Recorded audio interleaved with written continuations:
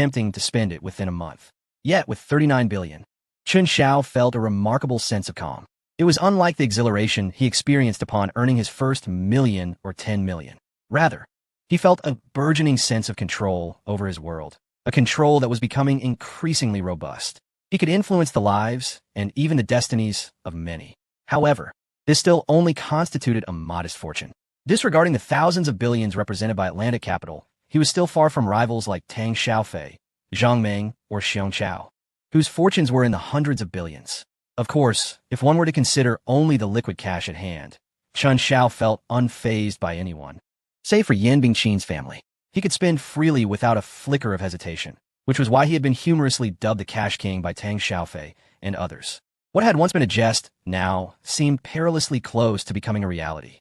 Upon arriving home, he was greeted by the enchanting beauty of Shi Yunru, whose visage was as stunning as a flower.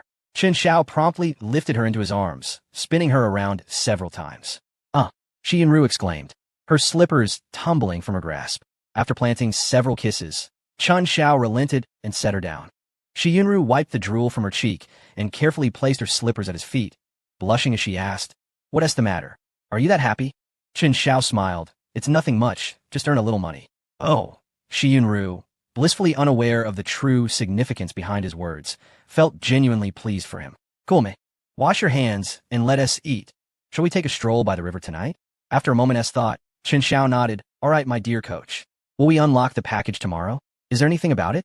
With a bashful demeanor, Shi Yunru refrained from answering. "You're incorrigible. Let us eat first." With the vibrant hues of dusk and the gentle evening breeze, Chen Xiao savored his meal with great delight. Outside, the waters of the Chongqing River had also calmed. He had anticipated that this warm and romantic night would continue, enveloping them in tender tranquility. However, an unexpected phone call shattered the serenity. Furrowing his brow, Chen Xiao answered the unfamiliar call. "Hello? Who is this?" Is this Chen Xiao?" "This is Teacher Li." Suddenly, Chen Xiao recalled that she was one of his public course instructors. "Oh, hello, Teacher Li." She chuckled softly. "Thank you for your gift. It was thoughtful of you.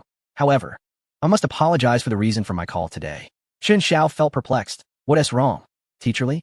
It was merely a small token of appreciation from a student. There was no other intention. Alas, Teacher Li sighed. Originally, each subject was to be graded separately. However, Director Liu unexpectedly withdrew the papers and assigned failing grades to all of your subjects. Chapter 134.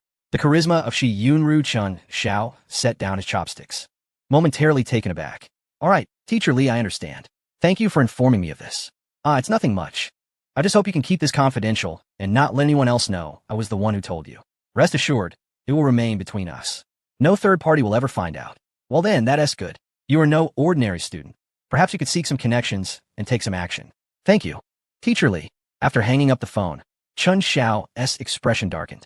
Lu Xing's arrogant smile flashed in his mind. Noticing the gravity of his demeanor, Shi Yunru approached him, concern etched on her face. "Is something wrong?" Gazing at his woman's worried expression, Chen Xiao was momentarily stunned before shaking his head with a light chuckle. "It's just a trivial matter, hardly worth mentioning." Yet he quietly lamented. He was ultimately restrained by his identity as a student to the point of caring about such things. He then picked up the phone again. "Hello, Brother Tang. I'm in a bit of a predicament. It's rather embarrassing. I've failed." "Ha ha ha." Tang Xiaofei burst into laughter before responding. "Your school sends the report cards home, doesn't it?" "Indeed, I wonder who came up with that absurdity." Tang Xiaofei inquired. "So, how many subjects did you fail?" "Well, aside from my major courses." "All of them?" Tang Xiaofei exclaimed. "What a year you're having." Chen Xiao was at a loss for words. "Brother Tang, I am a diligent student, devoted to my studies. I must have crossed paths with a villain." Tang Xiaofei frowned slightly. "I see, don't worry. If your report card arrives at home with even one subject unsatisfactory, you can come find me for retribution." Chen Xiao quickly expressed his gratitude. "Thank you, Brother Tang. Let us get together soon." "All right, I must attend to some matters now. Goodbye." Little did Lu Xing realize the extent of his efforts to obstruct Chen Xiao, which merely resulted in him making an additional phone call. As a wealthy individual in Jining, Tang Xiaofei had an extensive network. After pondering for a moment, he dialed a rarely contacted number. "Hello, Uncle San. I have a matter to discuss. Don't worry, once I finish my current tasks, I will definitely join you for a drink. Hee. Please do not scold me. I may not be filial to old Tang, but I cannot be ungrateful to you. as you have always treated me the best since childhood. All right, this is a very close friend of mine, you understand. In the past 2 years, Director Liu had experienced a smooth ascent in his career, achieving notable accomplishments. He was poised to secure the position of Deputy Dean for the latter half of the year, a role that seemed well within his grasp. Within the academy, he was undoubtedly the third most influential figure, soon to ascend to the second. This success was not without the backing of his family, particularly his elder brother Lu Fengwu, who was always ready to assist. At such a critical juncture for his promotion, he would typically avoid any risks. He had already declined several gifts from others.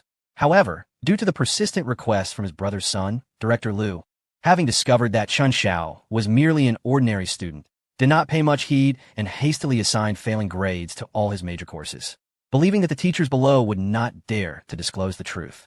As the semester draws to a close today, having just completed his work, Lu Fengwu organized a family gathering. Upon his arrival at the venue, Director Liu was immediately inundated with compliments. Director Liu has come. Congratulations on your promotion.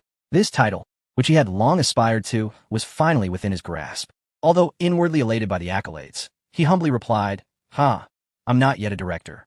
You all are being premature in your address. The crowd continued to shower him with praise.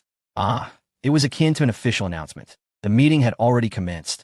Thus, Director Liu refrained from further modesty, raising his glass and engaging in spirited discussions, exuding an air of confidence and authority. As he reveled in his newfound status, a phone call abruptly interrupted him. Signaling for silence, Director Liu answered, "Hello? Leader, what instructions do you have?" The response was immediate and cutting. "Do not call me leader. I have no subordinates like you."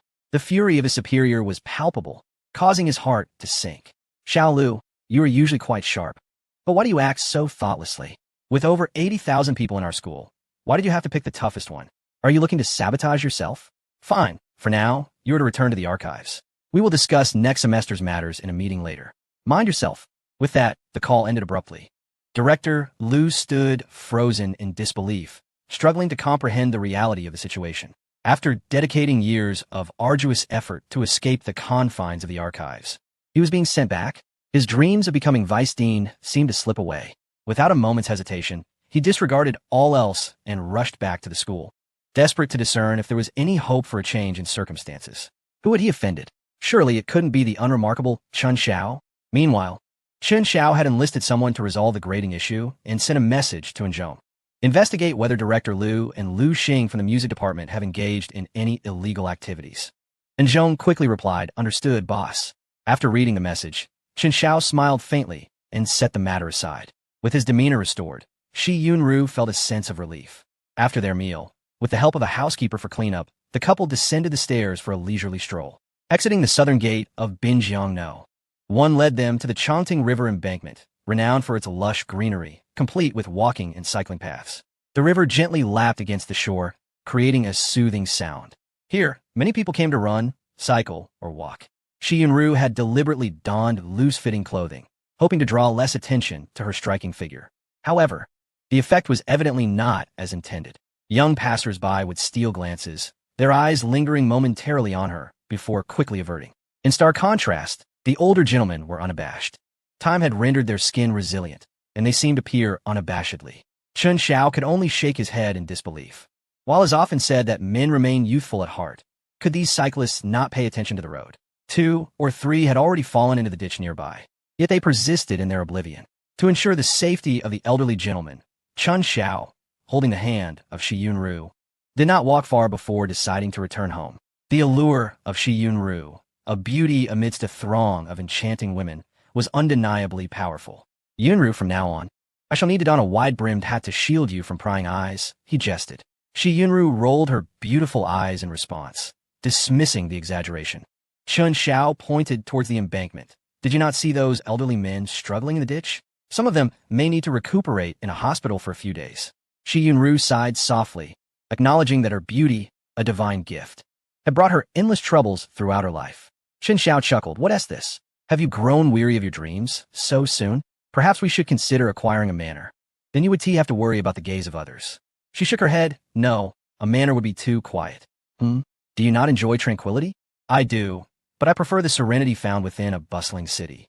A manor is inherently quiet, and, combined with my disposition, it would feel rather isolating." Chen Xiao contemplated this and found her reasoning sound. If one cannot relish their inner world, solitude can indeed be a daunting specter. Engaged in conversation, they returned home.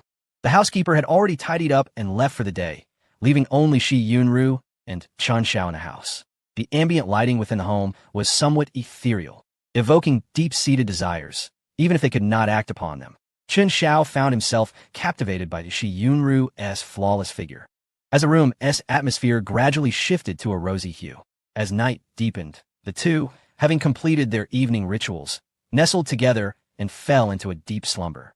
The following day, Chen Xiao had no intention of visiting the company. However, a call from Su Tang informed him that the stock price of Launching Group was once again on the decline.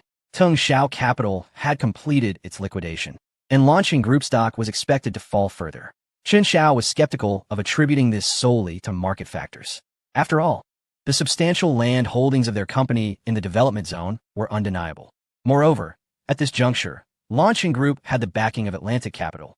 It seemed improbable that. Suddenly, he was struck by a thought. Yin Bingqin? If Yin Yanyan had indeed allied with Launching Group, Yin Bingqin would surely not let by launching off easily. A smile broke across Chen Zhao's face. Ah, this Yin Bingqin truly has captured my admiration. Huh? He had intended to undermine Launching Group, but it seemed Yin Bingqin had acted first.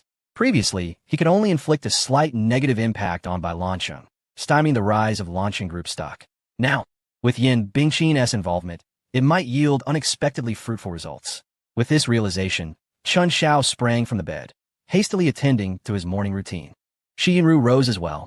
I shall prepare breakfast for you. Chen Xiao grasped her hand, pulling her in for a tender kiss. All right, I'm satisfied now. As he observed the hurried departure of Chen Xiao, a smile graced Shi Yunru's lips. That evening, her cheeks flushed inexplicably, and she retreated to the cloakroom to gather items for her outing. Upon reaching the company, Chen Xiao, attended by two lovely secretaries, enjoyed his breakfast while monitoring the stock trading situation of Launching Group. Contemplating the opportune moment to take action, Chapter 135, Koenigsegg. Although Chen Xiao was absent, the trading volume of the Blue Chung Group remained remarkably vibrant. This indicated that someone was undoubtedly suppressing their stock price. Meanwhile, the Blue Chung Group was fervently attempting to stabilize the market. By Launching's expression was grim, the stock price, which had been painstakingly stabilized yesterday, unexpectedly plummeted again at today's opening. The shares he had pledged were nearing 10%. If this continued, he would lose control of the company. How could that be possible? How many chips did Chen Xiao still possess? Chairman, it may not be Chen Xiao who is currently manipulating our stock price, one subordinate remarked. Oh, then who is it? The chief intelligence officer had just reported that someone had borrowed Blue Chung Group stocks at a high price from several investment firms. But the individual did not dare to disclose the identity, having ruled out Chen Xiao. But Launcheng was taken aback. What kind of influence did this person wield? Yin stood up and said, I need not guess. It is undoubtedly Yin Bingqin. Wherever I am, she is sure to be present. Yin Bingqin would never allow me to enjoy a fruitful collaboration with the Blue Chung Group. Bai Lancheng was inwardly aghast.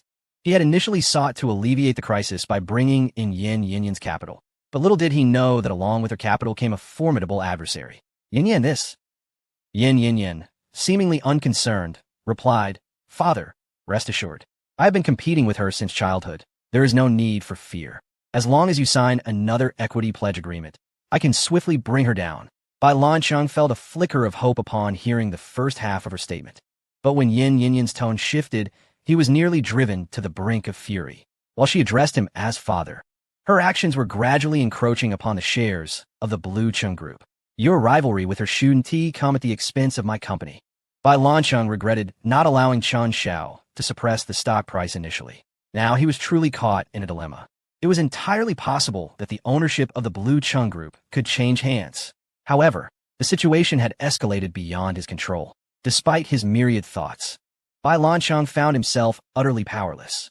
Just then, a phone call reignited a flicker of hope within him. Hello, Chairman Bai. This is Shi Zhongfu from Zhongfu Securities. I apologize for the intrusion, and I hope you can forgive me. Oh, Mr. Shi, what can I do for you? Zhongfu Securities held a reputable standing in Jining, and though Bai Lancheng had never met him, he had certainly heard of his name.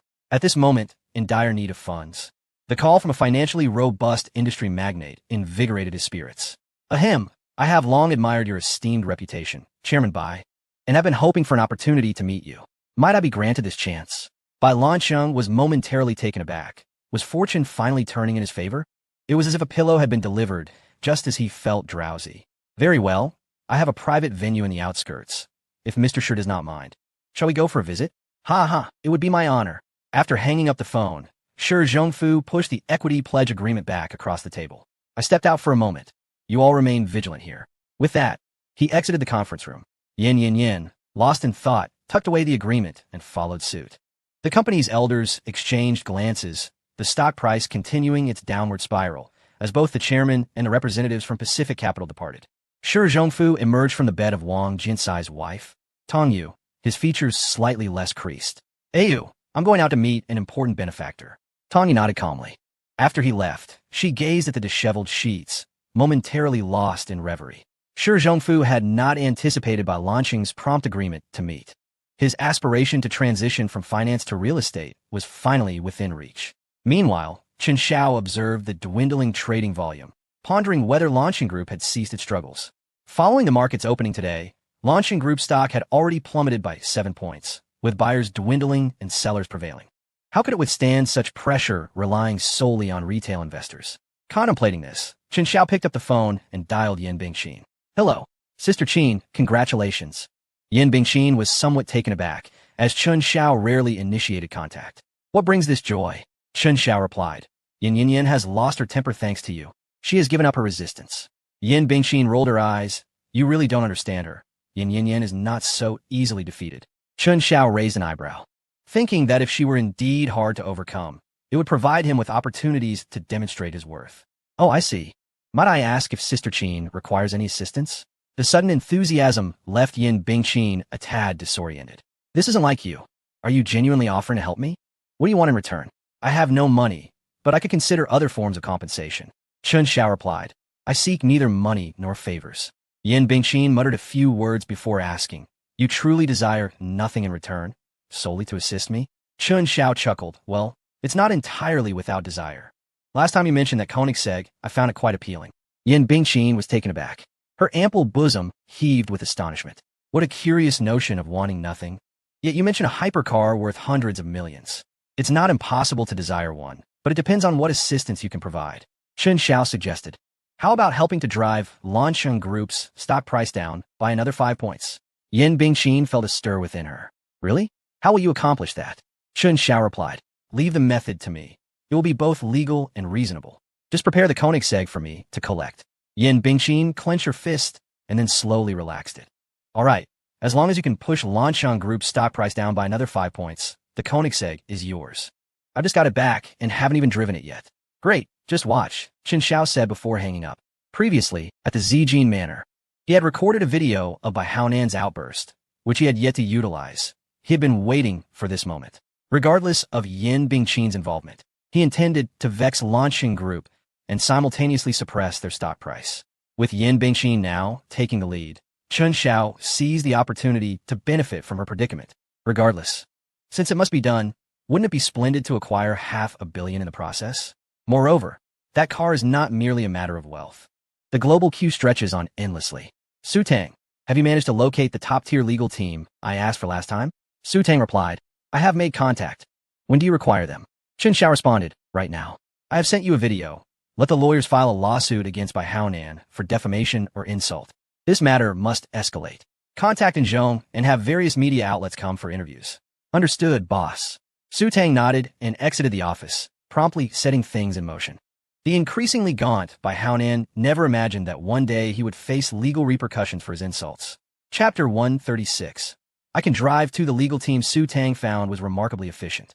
On the same day, Bai Haonan received a letter from the lawyers. However, he dismissed it as inconsequential. After all, what was cursing to him? He had hurled insults throughout his life. But upon seeing the signature, he panicked. For the accuser was Chen Xiao. What the hell? Yin turned around and inquired. What is it, my dear?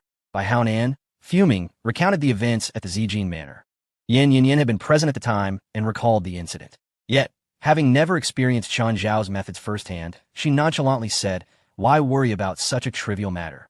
I'll have the legal department handle it for you. Bai Haonan pondered this and found her reasoning sound. Previously, he had been ignorant of the law, feeling lost when issues arose. Now, with a wife who understood, he need not be led by the nose. All right then. Thank you, my dear. You're welcome. Make sure to eat more tonight. Bai Haonan initially believed that this situation would be smoothed over due to Yin Yin's intervention. However, he soon realized, after a video of the Blue Chong Group's young master publicly insulting others went viral online, that matters were far more complicated than he had anticipated. The arrogant demeanor displayed in the video became an instant sensation across the internet, provoking a flurry of comments from netizens. Wow, who is this arrogant fool? Someone needs to investigate. Look at that biting attitude. He might have someone's life in his hands. Oh, what a presumptuous piece of trash. Let it become notorious. Under normal circumstances, the public relations department of the Blue Chong Group could manage such a situation. Yet, with the emergence of another wave of news, Bai Haonan found himself thrust into the headlines. Jining University student stands up against power, vows to make the rich second generation pay. University student sues rich heir for fairness and justice. What do you stand on money and morality? Rich young master tramples on university students' dignity. This is intolerable. These news articles exploded across major portal websites, garnering a multitude of supporters, predominantly from the student body. Bai Haonan was infuriated to the point of nearly fainting, shouting, "What the hell? Chen Xiao, are you still a university student? Where is your dignity?" Yan Yin contemplated, well, he is indeed a university student. Bai Haonan, hey, Haonan, what is wrong? Someone he has coughing up blood. Bai Haonan's face was turned into various meme images, rapidly circulating online. In contrast, the stock of Launching Group plummeted dramatically without any capital operations. Soon after, it hit the limit down. This was not solely due to camaraderie. The significant fallout from the Bai Haonan incident would undoubtedly prompt relevant authorities to investigate Launching Group. Should any irregularities be discovered, escape would be nearly impossible. Yin Bingqin stared at the news on the monitor, grappling with the shock of the falling stock prices, unable to regain her composure. A trivial matter had been blown out of proportion by Chen Xiao. In this era, where mobile signals were still unstable in the suburbs, Bai Lancheng, engaged in a conversation with Shi Zhongfu, was oblivious to the chaos unfolding at home. Chen Xiao was quite pleased with the results. His subordinates exhibited remarkable efficiency. He picked up the phone and called Yin Bingqin again. "Hello, Sister Qin, I've exceeded the task expectations. When can I pick up the car?" Yin Bingqin replied with a smile. "You can come at any time." "Great, I'll send someone over," Chen Xiao responded. "No, to collect the car, you must come yourself. Others cannot retrieve it." Chen Xiao exclaimed, "Damn, I knew it wouldn't be that simple." "Then fill up with gas." Yin Bingqin replied, "All right, I'll wait for you." After hanging up, Chen Xiao contemplated and said, "Lei Yong, Lei Ting, accompany me outside." "Yes, boss," they replied. Chen Xiao was not intimidated by Yin Bingqin. He simply preferred to have a few people around him. Old Liu drove a Mercedes-Benz 600, carrying Chen Xiao, while his brother Lei Yong followed closely behind in a 7 Series. The four of them, in 2 vehicles, sped towards Zijin Manor. Upon entering the gate, they were guided to Yin Bingqin's private villa. As soon as he stepped out of the car, he caught sight of a uniquely designed silver-gray supercar. He had only heard Yin Bingqin mention it once at a car exhibition and had never looked it up. This was his first encounter with the vehicle. How to describe its design? One word: peculiar. Peculiarity is also a form of fashion, standing out and refusing to conform. Its performance was equally exceptional, accelerating from 0 to 100 kilometers h in 2.9 seconds, boasting 1,018 horsepower and a maximum torque of 1,060 newton meters. With a top speed of 387 kilometers h, it had once held the title of the world's fastest production car. It perfectly suited Yin Bingqin's penchant for thrilling speed on the racetrack. However, what Chen Xiao found most appealing was its price. Wow, this thing costs $500 million. He smacked his lips and turned to enter the house. Yin Bingqin stood up from the sofa and exclaimed, "You came just to admire the car? Aren't I more attractive than it?" Chen Xiao was speechless. "Not exactly. It's just that the car can actually be driven." Yin Bingqin paused, her face suddenly flushing slightly as she murmured, I can drive too." Chen Xiao couldn't help but exclaim, "What on earth is wrong with this girl? Can she even drive on this bumpy road?" Clearing his throat in embarrassment, he asked, "So, I've arrived. Where's the key?" Yin Bingqin shot him a look. "Don't rush. Let us eat first before you leave."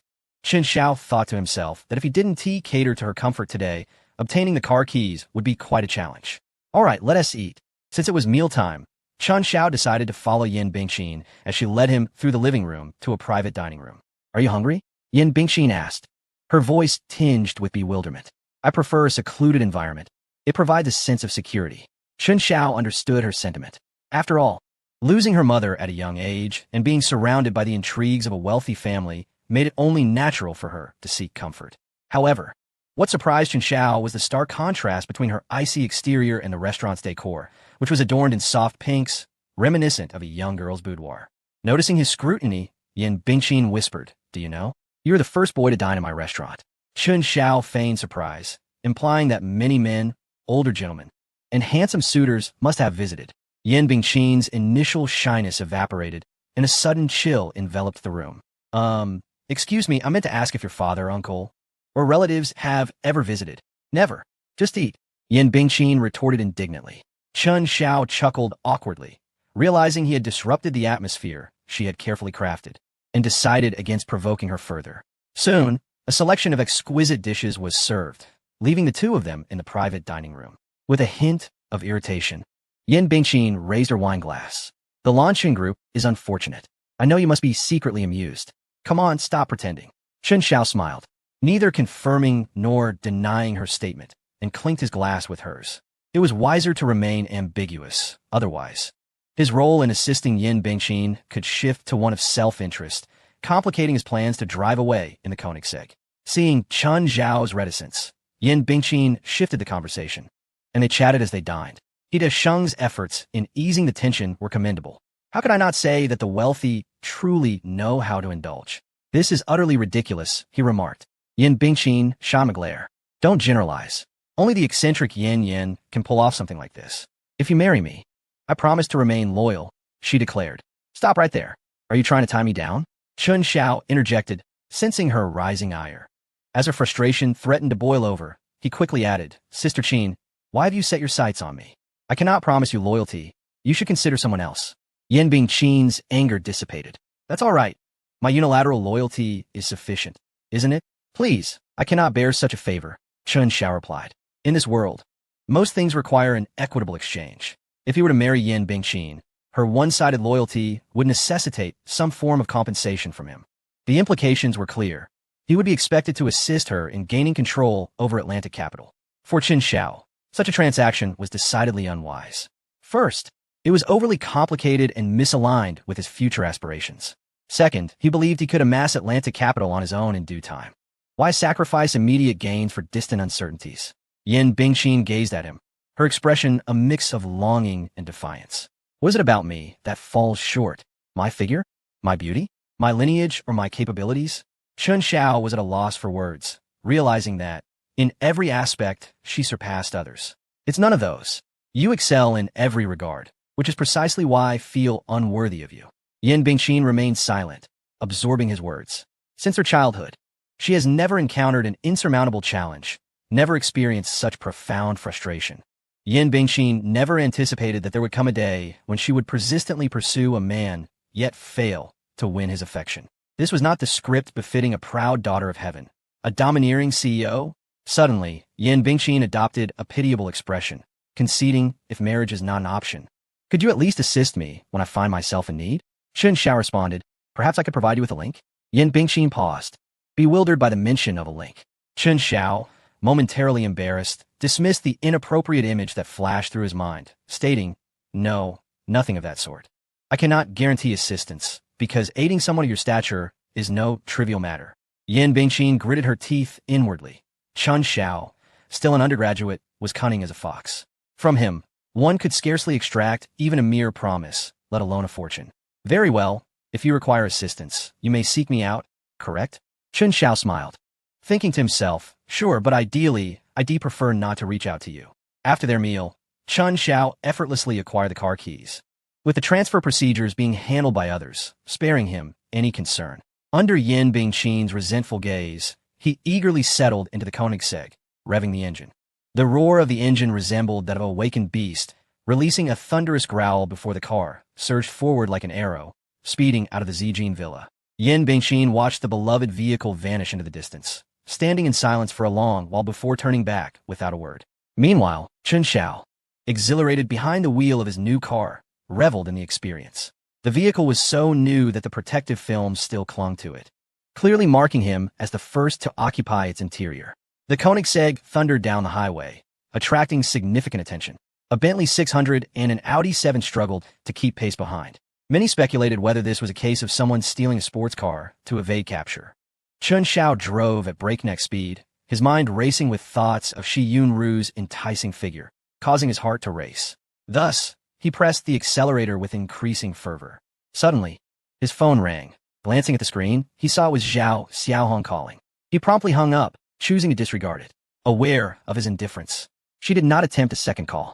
After ending the call, Chun Xiao slammed the accelerator to the floor. The car shot forward like an arrow, leaving all onlookers behind, including Lao Lu and Lei Yong. What would typically take an hour on the highway, he accomplished in just 30 minutes. At that moment, the irritating ringtone rang out once more. Chun Xiao frowned, ready to disconnect, but then hesitated, pulling off the main road to stop before answering.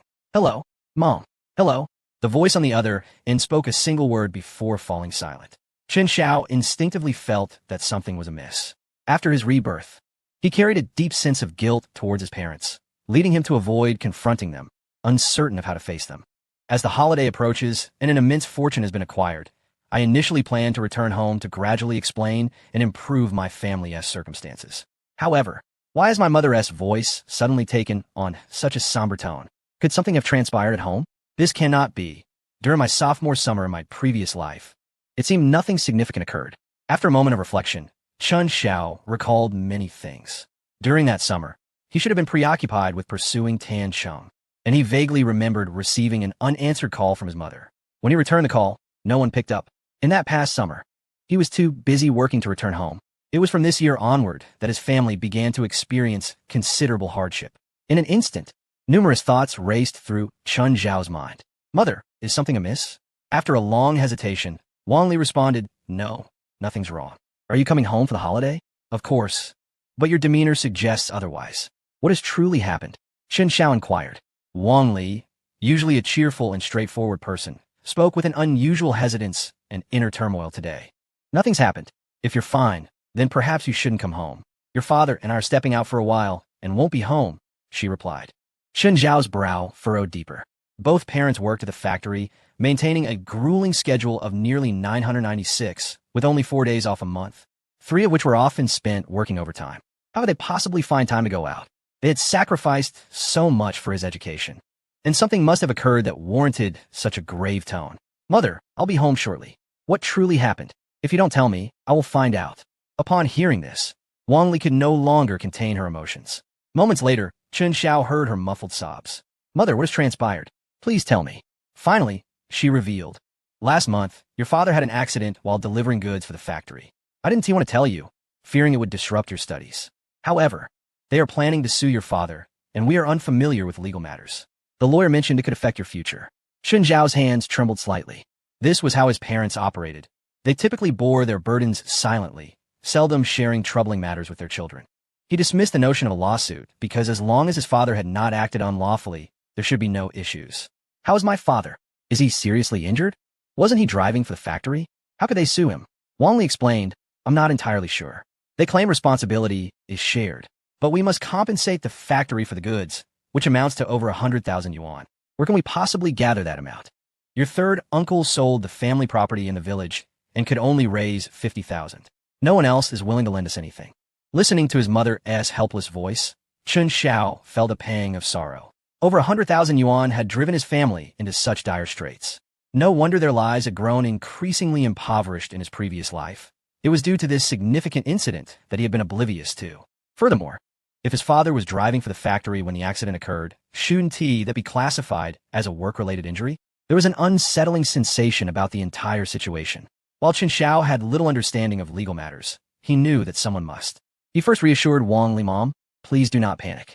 I have earned some money during my university years, sufficient to manage the current crisis. We can discuss it further upon my return. Let us leave it at that for today." Wang Li seemed to find solace in his words. Both she and her husband were honest individuals, having never encountered legal troubles before. The mere mention of a lawsuit sent them into a frenzy, which ultimately compelled her to reach out to her son. After all, he had pursued higher education, perhaps possessing a modicum of understanding about such matters. However, she dismissed his claim of earning money. After all, he was only in his second year of college, And how much could he possibly earn while balancing work and study? Take your time. Your father and I are at the People's Hospital in the provincial capital, she replied. All right, I'll contact you once I arrive. Once he ended the call, Chun Zhao's expression hardened. He immediately dialed Su Tang, his tone icy. No matter the cost or the means, whether it be purchasing a flight route or a private jet, I need to depart within an hour for the North Province. Chapter 138, Private Jet. Additionally, please reach out to that top-tier legal team and have them head to the North Province to take over my parents' case. Upon hearing that it involved the boss's parents, Su Tang grew serious. Understood. I will take care of it immediately. After hanging up, she rushed to the airport while contacting her network, ultimately finding someone well acquainted with all the flights for the day. Hello, Mr. Liu. I require information on all flight routes and private jets available today. Lu Qi replied. That would likely cost 500,000. No, he continued, 60,000. That is not the case, Su Tang replied. I believe there are others who can provide this information aside from you. After a brief pause, Lu Qi conceded, fine, it's a deal. I will send it to you right away. Su Tang smiled, you have 10 minutes. With that, she ended the call. Indeed, just 6 minutes later, a comprehensive report appeared in Su Tang's inbox. She promptly arranged for the payment to be transferred. Su Tang immediately delved into the data. Perhaps today was fortuitous, as there were indeed 2 private jets headed for the North Province. Eliminating the other options, she swiftly contacted one of the companies. Unfortunately, the other party also had pressing matters and indicated that they were not short on funds. Su Tang refrained from closing the conversation, opting to reach out to another company, as a lack of financial constraints could still depend on the specifics. Politely concluding that call, she dialed another number. Hello, I apologize for the intrusion. I am Su Tang, the general manager of Tung Shao Capital. May I trouble you for a moment? Certainly, please proceed. Su Tang was pleasantly surprised by the courteous response. Thank you. I am faced with an urgent situation that requires me to travel to the North Province at once. Would it be possible to rent your flight route and aircraft? Of course, we can negotiate the price. The other party chuckled. I'm afraid that money isn't the primary concern. It's more about not affecting my young lady's mood. Upon realizing it was a private jet belonging to someone else's daughter, and considering the mention of mood, Su Tang deduced that it likely wasn't a matter of great urgency. Oh, of course. May I inquire if your young lady has a preferred destination globally? I can arrange for a separate jet for her, with round-trip accommodations, and we shall cover all expenses throughout the journey. He chuckled softly, but it seemed unfeasible. Just then, a gentle voice interrupted from the other end of the line. Uncle Fu, is someone in need of our aircraft? Yes, miss, they mentioned an urgent matter. Inquire further. If there is indeed an urgent need, we shall lend it. After all, I have yet to fully enjoy my time in Jinning. Understood. Then, the man referred to as Uncle Fu spoke into the receiver. What is the nature of your urgency? Su Tang replied. It is as follows. Our boss's parents reside far away in the northern province, and they're facing some pressing issues at home that they cannot manage. Thus, they urgently require a swift return. Please hold. Uncle Fu relayed the situation, and soon, consent was granted from the other end. Sultan Yoist, I heard your young lady address you as Uncle Fu, so I shall dare to do the same. I am truly grateful. Please inform me of the costs, and I shall transfer the funds immediately. Uncle Fu chuckled. There is no need for payment. My young lady stated it is a loan, and thus no charges will apply. How can that be acceptable? Uncle Fu interjected. No need for such formalities. Hurry to the airport with your company credentials and necessary documents for the handover. The crew is already present, and if all criteria are met, we can take off at any moment. Su Tang did not mind. After all, borrowing an aircraft worth several hundred million necessitated due diligence. All right, I shall arrive shortly. In the future, please allow us the opportunity to express our gratitude. Let's speak of that later. Goodbye. With that, the call ended. Chun Shao, driving a Koenigsegg, sped directly to the airport, having already covered half the distance. Behind him, Lao Lu, uncertain of his boss's intentions, exited the highway to join him. They soon re-entered the airport expressway, and he quickly called Su Tang to inquire about Chun Zhao's itinerary. Upon learning of the family emergency, Lei Yong's expression grew somber, and he followed silently behind. Ever since Chun Shao had gallantly rescued Lei's mother, the two had kept that debt of gratitude close to their hearts. With their boss in a predicament, it was only right to assist. After several minutes, the Koenigsegg came to a halt outside the airport. Su Tang, accompanied by Lin Yinran, had already arrived early, completed the necessary formalities, and swiftly escorted Chun Shao through security, boarding an airport shuttle that transported them directly to the aircraft. On the way, Su Tang provided a brief overview of the situation. Boss, this is a Gulfstream 550, capable of seating 18 passengers, ready for immediate departure. The legal team will arrive shortly to accompany you to the northern province. Excellent. It must have been quite a challenge to arrange this aircraft. Su Tang shook her head slightly. Ironically, it cost us nothing, and the process was remarkably smooth. Excuse me? Chen Xiao was taken aback. Renting a private jet without incurring expenses? Su Tang recounted the entire process to him. Chen Xiao was momentarily bewildered. Is that truly possible? Su Tang nodded affirmatively. Chen Xiao remarked, very well, maintain communication with them. Once my matters are settled, I shall personally express my thanks. Understood, boss. Before long, the vehicle arrived at the aircraft. Chen Xiao took a moment to observe. He had never boarded even a commercial flight in his previous life. As the legal team had yet to arrive, he felt no haste aboard. He stood aside, smoking a cigarette while contemplating the issues at home. Su Tang interjected, boss, let Lin Yanran, Lei Yong, Lei Ting, and old Lu accompany you first. I will arrange for someone to take the earliest flight to join you. Chen Xiao pondered for a moment. It was uncertain what the situation at home was, so having more people would be beneficial. All right, I leave the company in your capable hands. I will periodically send you updates on which stocks to operate on. If you do not receive any, then it means to remain in cash for that day. Understood. After a swift exchange, the legal team arrived. Although they had collaborated before, it was Chun Zhao's first time meeting them in person. 3 individuals disembarked from the airport's business vehicle, led by a lean man, approximately 178 centimeters tall, accompanied by 2 assistants, 1 male and 1 female. Su Tang hastily introduced, Lawyer Zhang. This is Mr. Chen Xiao, the owner of our Tengxiao capital. Hello, Mr. Chun. Zhang San from the Quanta law firm greeted warmly. It is a privilege to meet you. Chen Xiao's lips twitched slightly. The name reminded him of a renowned figure from his past life. Hello, Lawyer Zhang. Thank you for your efforts. It is my duty to serve those who provide for me, he replied.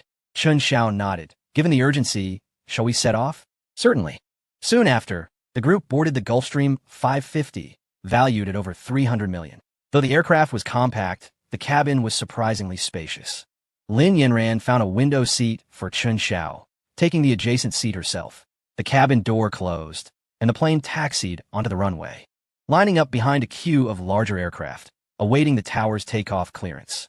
At this moment, Chen Xiao noticed a stranger seated in front of him, a stunning flight attendant clad in uniform, exuding an air of pride with little warmth in her expression. Chen Xiao dismissed her demeanor. He was in a hurry to attend to business rather than indulge in leisure. Moreover, with increasing travel needs, he contemplated the convenience of acquiring a private jet in the future. Before long, the aircraft began to taxi and then took off. During the ascent, the smaller aircraft experienced slight turbulence. However, upon reaching an altitude of 40,000 feet, it smoothed out, rendering the journey remarkably serene, devoid of any air disturbances. At this juncture, the beautiful flight attendant unfastened her seatbelt and sauntered over. Chapter 139. Regret for not running away sooner. Her most striking feature was her slender waist, which could scarcely be wider than a sheet of A4 paper. Excuse me, are you Lu Xuani's boyfriend? She inquired, her tone attempting to mask the tempest of emotions simmering beneath a facade of calm. Chen Xiao raised an eyebrow. Who is Lu Xuani? The flight attendant paused, taken aback. You're on her plane, and you don't know who she is? Chen Zhao's mind raced. He realized she was the owner of the aircraft, and he found it perplexing that Lu Xuani's flight attendant displayed such a lack of professionalism. I truly don't know her, but why do you ask? The flight attendant replied, I am her sister, whom she has never met. I meticulously prepared for 3 months to approach her, only to find you here. Chen Xiao was momentarily stunned. Sister? Never met? Separated for years? Kidnapped? How old were you when you were taken? The flight attendant blinked, bewildered. What? I must say, it is quite remarkable that you were abducted by human traffickers at such a young age and managed to find your way back. Flight attendant, I was not abducted by traffickers. I merely wished to glimpse the life of the so-called favored daughter, who is forever without a name alongside my mother. Chen Xiao nearly strained his back, astonished at the audacity of the affluent. It turns out she is merely the mistress. No, rather, her mother is the mistress. Given her relationship with the owner of the aircraft, Chen Xiao promptly lost all desire for conversation. That is your family matter, and it does not concern me. For this journey, I require no service, and I kindly ask that you refrain from disturbing me further. The flight attendant had more to say, but Chen Xiao gestured to the bodyguard, instructing her to remain in the crew area and not enter the cabin. Yes, miss, please. The flight attendant glanced at the fierce-looking thunder and turned to leave. Chun Xiao shook his head, dismissing the incident from his mind. Once the plane stabilized, he approached Zhang San and others to briefly explain the situation at home. Zhang San reassured him, "Mr. Chun, rest assured, this is a rather ordinary case. Initially assessed, if your family did not violate traffic laws, they will bear no responsibility and, in fact, may be entitled to compensation." Chun Xiao felt relieved upon hearing this and engaged in a brief conversation before returning to his seat. Outside the aircraft, the clouds raced away, and the sunlight was particularly blinding. Chun Xiao gazed out the window, lost in thought, reflecting on how he had spent too little time with his family in his previous life, unaware of the grievances and hardships his parents had endured. Given a second chance, even if he could not allocate much time to accompany them, he was determined to make their lives splendid, ensuring they would no longer endure disdain or humiliation from anyone.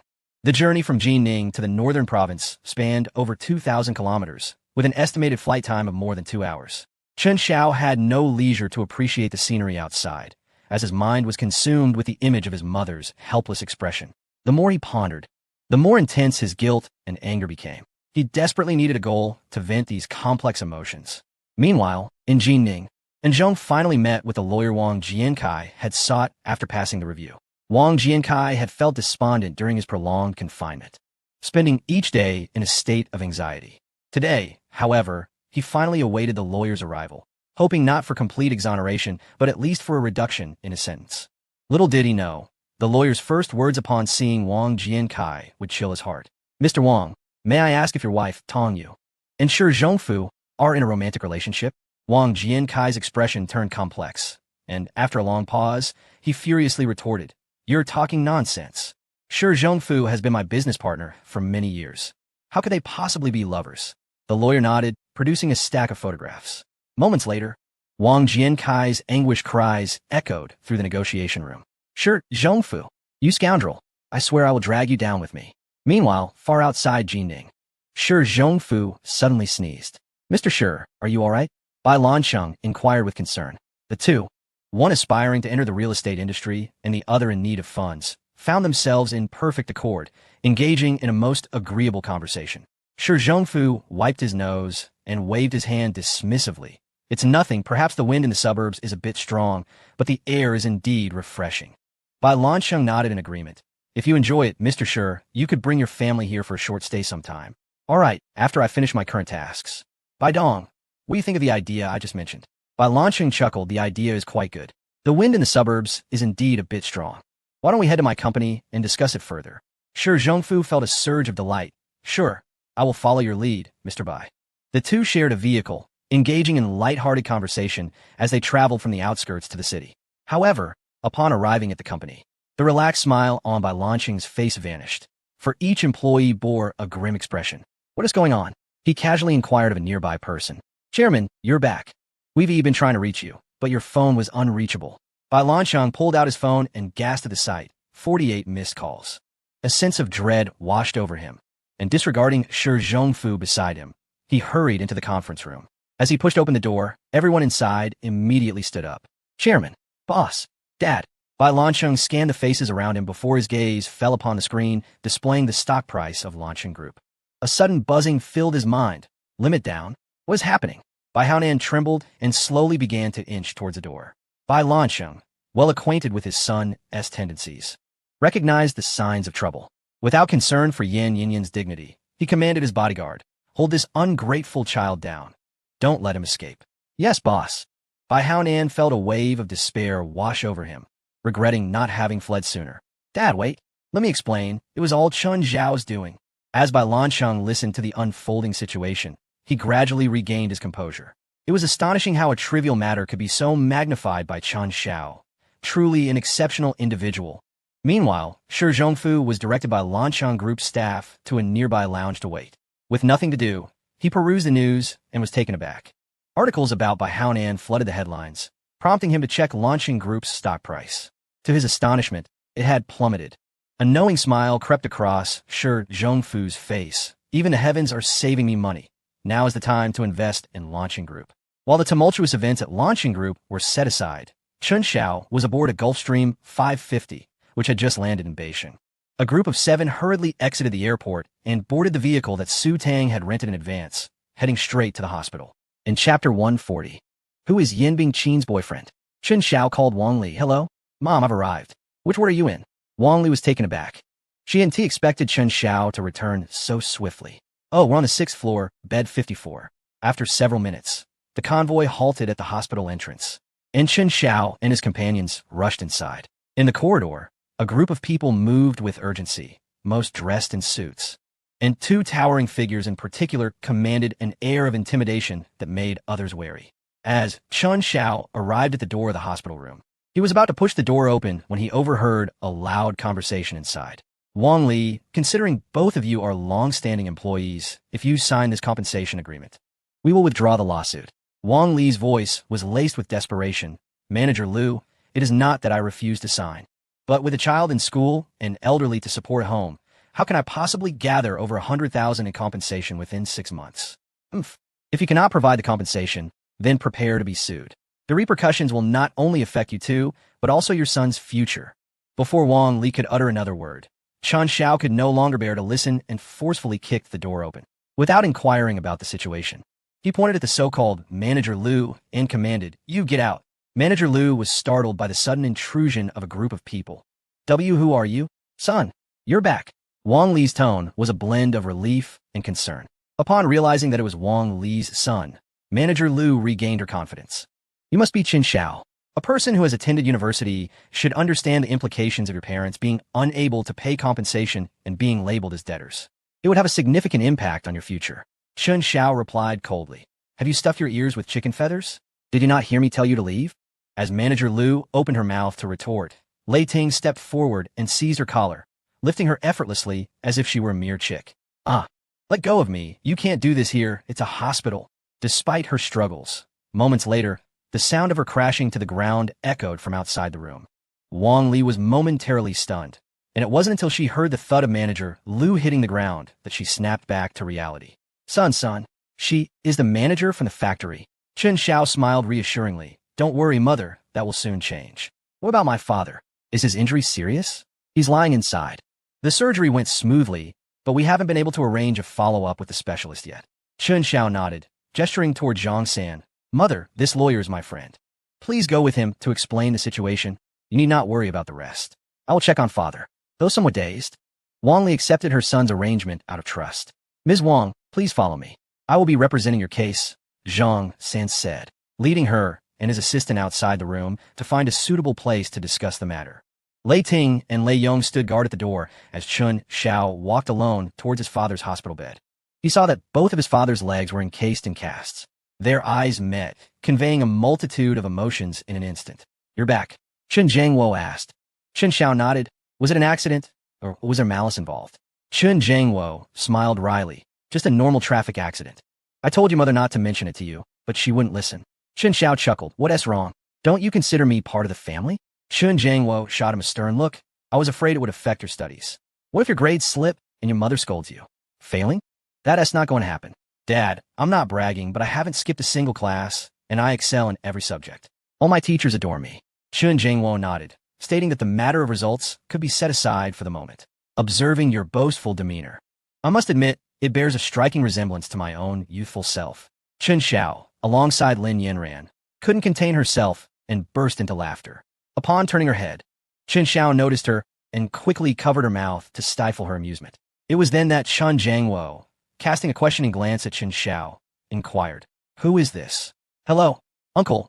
I am Lin Yanran, the secretary of your son's business, she replied. Chen Jiangwo was taken aback. Who is your boss? Me, Chen Xiao declared straightforwardly. Chen Jiangwo was puzzled. Isn't my son in university? How has he become a boss? Stop guessing, Dad. Your imagination is currently lacking. Once you handle your matters, we can discuss it slowly. What would you like to eat or drink now? With a glare, Chen Jiangwo remained silent, but soon reacted, Get lost. You little rascal. Are you trying to send me away? Seeing his father in good spirits, Chen Xiao felt a sense of relief. Ahem, my mistake. Please stay put while I step out to make a call. Go ahead, don't worry about me.